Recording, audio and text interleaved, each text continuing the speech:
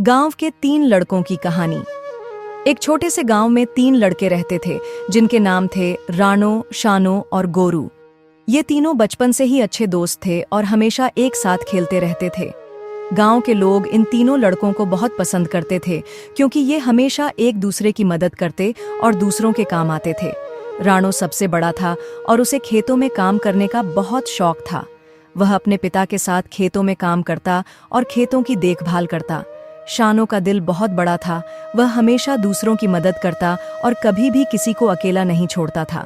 गोरू, जो सबसे छोटा था, बहुत समझदार और चंचल था। वह अक्सर नए नए विचार सोचता और उन पर काम करता। एक दिन गांव के पास के जंगल में अचानक आग लग गई। आग इतनी तेजी से फैलने लगी कि वह गांव की ओर बढ़ने लगी। गांव के लोग बहुत घबराए हुए थे क्योंकि उन्हें समझ में नहीं आ रहा था कि इस आग को कैसे बुझाया जाए। सब लोग डर के मारे इधर उधर भाग रहे थे और किसी को कोई रास्ता नजर नहीं आ रहा था। तभी राणो, शानो और गोरू ने सोचा कि हमें कुछ करना होगा। राणो ने कहा, हमें खेतों के तालाबों से पानी लाकर आग को बुझाना चाहिए। शानो ने कहा, हमें गांव के सभी लोगों को इकट्ठा करके साथ मिलकर पानी लाना चाहिए।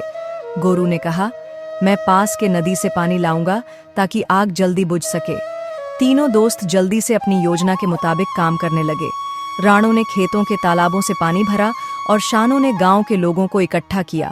गोरू नदी तक पहुंचा और वहां से पानी लाकर गांव में लाने लगा।